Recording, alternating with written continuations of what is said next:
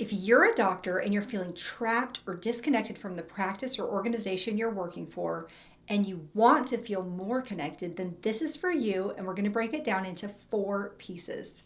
Having coached hundreds of doctors in all different setups, solo practices, multi-doc practices, group practices, and having partnered in practices that I had personal interest in, I have a pretty wide lens on the types of dynamics that exist in our industry. And while there may be some things that are unique to your specific situation, there are a lot of transferable things, and I want to encourage you to hear this video and look for the things that do apply to you that may help you and are worth trying. Now, here's what I don't recommend. Don't mentally argue with the suggestions that are made. Don't respond with why the recommendations are irrelevant, not going to make an impact, or are unappealing. Don't fall into the trap of, I've already tried that. If you're listening to the podcast or have heard me speak at an event or are one of my clients already, then you know that I'm all about 100% of the time giving you the support and tools that expedite the closing of the gap between you and what you want. If you're new to my channel and less familiar with my work, then first of all, it's nice to meet you. The truth is, if you already knew how to get exactly what you want, then you'd have it. The reason that you haven't fully achieved all of your goals is because you don't know exactly how to do it. But you may be close and you may have a lot of answers. Your unmet goals are just opportunities to grow. So piece number 1 to becoming more connected and feeling more a part of our professional environments is actually a mindset shift. We often hear that anyone can be our teacher, and I want to make that a little bit stronger and say, look for the lessons in everything. If you're watching this video, then like me, you've probably chosen dentistry as your professional industry. And I've lived long enough to realize that what that really means is that we've chosen dentistry as our curriculum. Up until now, you may have thought that when you graduated, you were finished with the bulk of your learning, but really, you were credentialing yourself to continue your life's learning processes in the field of dentistry. Crazy, right? Here we go. Round 2, baby, round 2.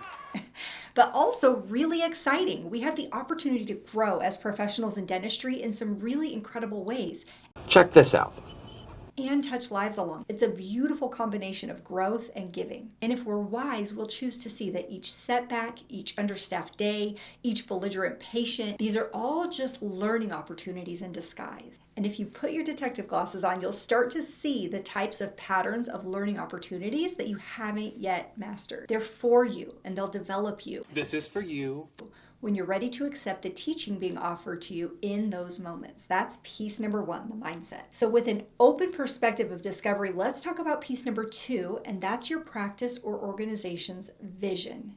You might be wondering, why do I need to know that? Whether you work for yourself and had a heavy hand in creating the vision, or you work for somebody else who determined the company's vision, that statement and those details are integrated throughout the business in a ton of ways that impact you every day. The vision has everything to do with where your practice or organization is headed, which means that it impacts the energy, the strategies, the ways we collaborate or don't collaborate, the ways we solve problems, the urgency or lack of urgency to improve systems, how we approach growth. It's everywhere. So if you don't already know your practice or organization's vision, find that statement and read it. Right off, that may answer some questions you've been having. And sticking with the goal of feeling more connected and more a part of the place you're spending so much of your awake time, look for similarities between what's important to the business and what you also feel excited and passionate about. Chances are there are things that attracted you to them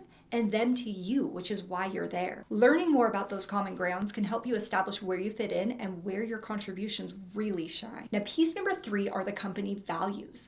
Just like we looked into the company's vision, we want to know what the values of the business are. What do you mean? If you were to think of the practice or organization you work for as a living, breathing being, just like the people you associate with, you'd want to know more about it. And when we think about the people we associate most often with on purpose, usually those people are the ones that we share similar values with. I'm fortunate to have some of the best friends on the planet, and a few of them are really long-term friendships at this point. While we've grown and changed and developed in different ways over the years, a big part of why our friendship still works are the fundamental values that each of us has maintained. What are the values of your practice or organization? Which of those is most comforting or enticing to you? What are your values? How do those two sets of values work really well together? How are they a good match? As you're connecting the dots between who you are and where you are, you'll find the ways that you're best suited to contribute, connect, and grow. Your growth will inspire others to grow, and your increased connections will provide openings for other people to connect. In the comments below, I'd love to know what company value is most important to you, or what's a non-negotiable that you look for when you're considering who to work with. Piece number 4 is goals. Now, you're going to take some time to understand the company goals. In my Entrepreneurial Intelligence for Dentists course, we do some exercises to understand and incorporate goals. And one of the biggest benefits to spending time here is direction. The more clear we are on where we're going, the better we can keep on track and the quicker we can know when we're veering off the beaten path. So if you're feeling removed or like you're just going through the motions each day, you want to be more connected and more involved. We want to find out what those company goals are. There are going to be incremental goals, things that we're working on weekly and monthly and quarterly. And then there are going to be major goals, the general direction that the compass needle is pointing, and we want to know all of those things. Start with the major goals. Some organizations call this the mission or the purpose. You want to understand, who is my company? Who am I working for and with? What's important to them, and how do I fit into that picture? Because you absolutely do. Hopefully you're aware of some of the areas that you bring value to the business.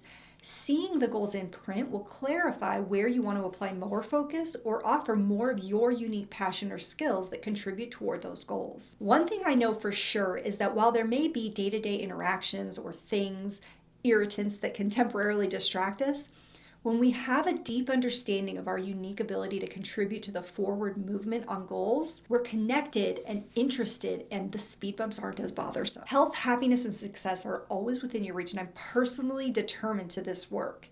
Keep watching and following for more, and let us know if there's a particular topic or area of interest that you'd like to see covered in one of the videos. I'm Chelsea Myers, founder and CEO of Dental Life Coach and the host of the Dental Brain Crops podcast.